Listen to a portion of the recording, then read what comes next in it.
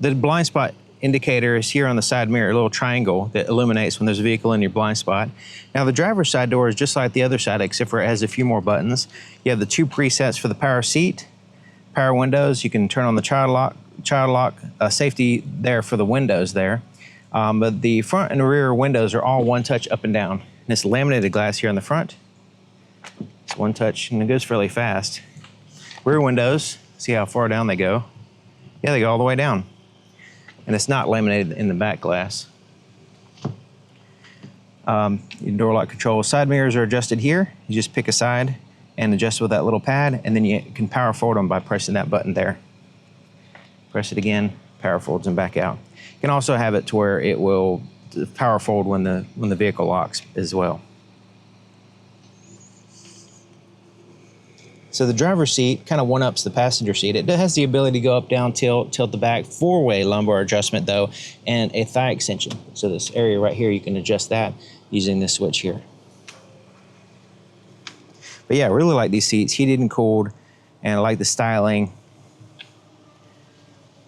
and comfort and everything. To the left of the steering column, you have the dimmer switch for the interior gauges, ability to open up the power lift gate, and the traction control off. Default is on, but if you need to spin tires for whatever reason, you can turn it off here. It also has tilt telescoping steering column as well. Sitting in the driver's seat, I'm 6 feet tall and have the driver's seat all the way back and all the way down to give you an idea of the potential legroom here. And so yeah, it's plenty of room for me. I do have to have the seat all the way back when I drive typically. So if you're like 6'2", 6'3", then you might want to take it for a test drive, make sure that it's going to have enough room for you.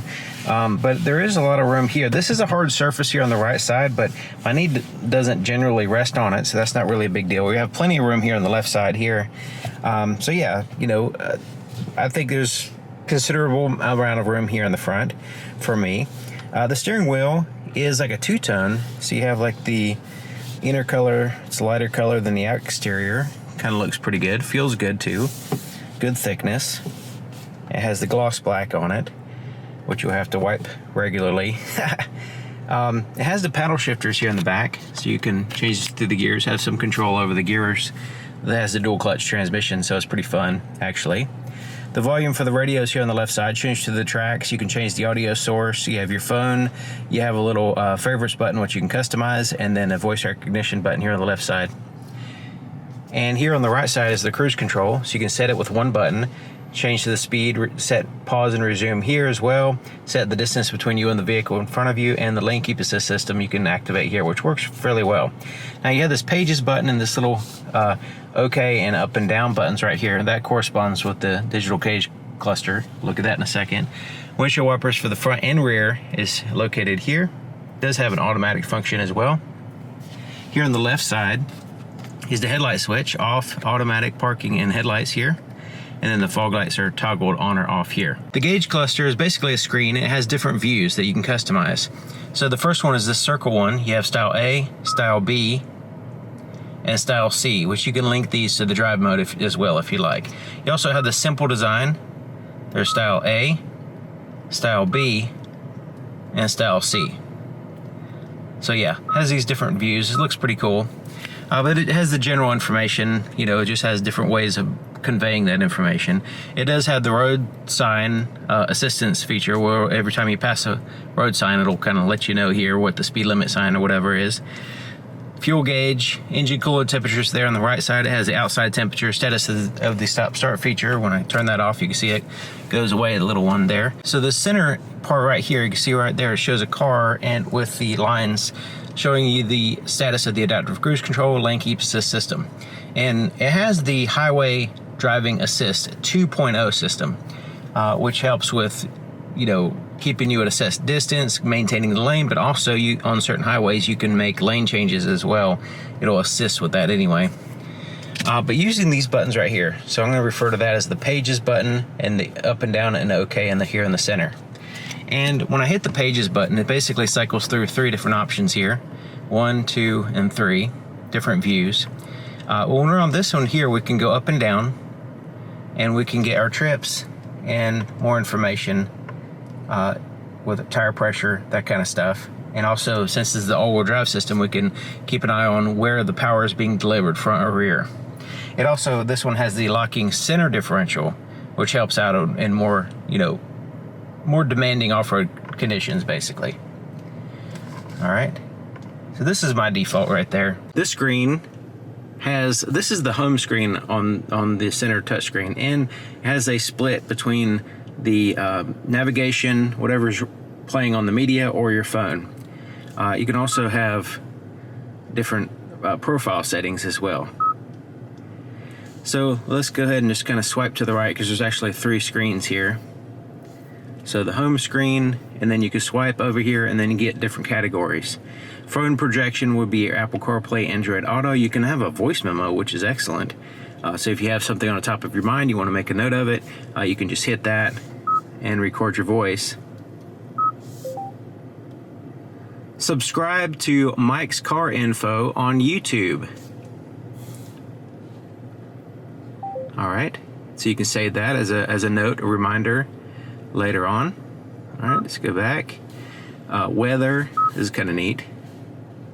You have to have the full connected services though, to get the weather and all that stuff. I think it goes through your phone. Then you have valet mode, vehicle diagnostics. Then you have your setup, which is different options. Maintenance, HD radio information, notifications. Online manual is basically just a QR code that your phone, you can, it doesn't have it here on the screen. You can also pull down from the top and get you know, quick access information here. It has the passenger talk, where when you turn that on, it will project your voice to the speakers in the back of the vehicle. So if you want to have a conversation with somebody in the third row, you can do it without screaming, basically. It's pretty cool. All right, so there's your media here. And so it has the XM radio, Apple CarPlay, AM, FM, sounds of nature, and also, of course, Bluetooth audio, playing music off of your device. Navigation map is here, and of course you can search, you can zoom in and out, and have favorites and all that stuff. You have your little menu right here will pop up, and you can search and stuff here too as well. But yeah, pretty straightforward type system, pretty easy to use once you understand the whole the way to navigate through it. And then you have, I like the way it has the digital clock there in that same spot. Now when you put it in reverse, or when you have the camera up, the clock moves here. You know, that's the only difference there. But this is a perfect opportunity to show you how awesome the camera system is. So right now it's showing, I put it in reverse, so it's showing the rear camera. And then it has active guidelines here, but it also has lines here showing you the edge of your vehicle and basically the estimated trajectory of the vehicle depending on which way your wheels are turning. This is very helpful, and the top-down view is excellent. It's stitched together nicely. There's no, you know, it looks like there's actually a camera way above your vehicle looking straight down, so you can get an idea of where you're at.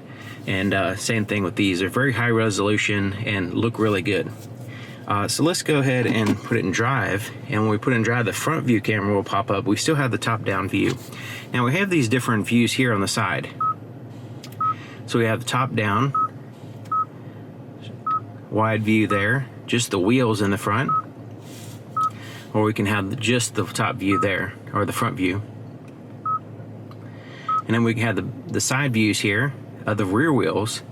Remember, this is the front wheels here. So as I turn the steering wheel, you can see the wheels there, so I can get precise view right where the tire is going to be in relationship to a curb or anything. And then the back wheel, same thing. We can keep an eye on the right where they're at, right on the very edge, looking down. It's like you pop your head out the window looking back. You can see right where the vehicle lines up with other things. You can also hit this button and kind of look around the vehicle, and it just kind of gives you a digital representation of your vehicle, but it gives accurate surroundings basically. So we can see where we are and keep an eye on, you know, other people or whatever. But yeah, it's pretty neat. You can have control over it and move it around like that. So yeah, the camera system is excellent, good resolution and all that stuff, and just very useful features. When your parking sensors are activated, let's say you get too close to something, it gives you visual references. It beeps at you, but it also gives you a little reference on the camera view, it gives you like a little squiggly line showing you that the sonar system's picking up objects, and this is a 360 parking sensor system, so it's not just in the front and the back, it's on the sides as well. It's very, very useful. So you have some buttons down here. We have the physical volume knob tuned to the stations, and we have different buttons that change depending on what we want. So we hit this button and it changes everything to the climate control. Press it again, it goes back to the volume knob and different radio features.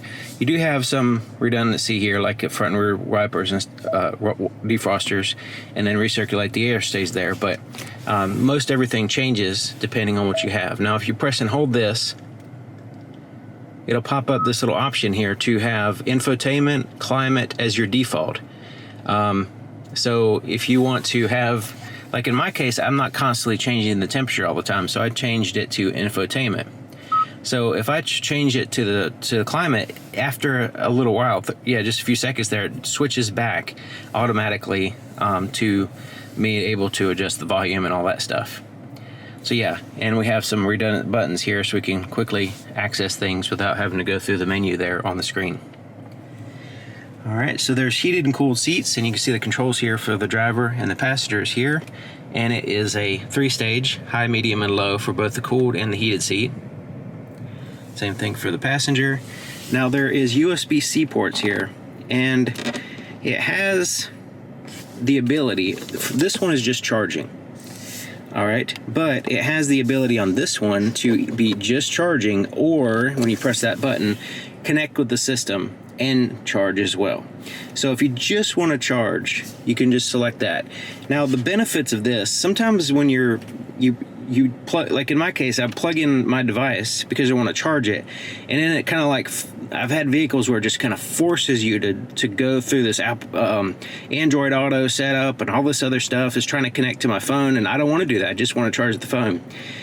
So in this case, you have the ability to say, hey, I don't want to connect with the system, I just want to charge, or you can swap that very easily just by pressing that button. There's also a wireless charger here. I have my cell phone there, and it has this big bulky case here, wallet case, and it's relatively thick, and it's able to charge here fine. I just throw it in there and push it down all the way, and it starts charging immediately, and it keeps charging. It doesn't move as I'm driving. The phone stays put. It's kind of like at an angle down.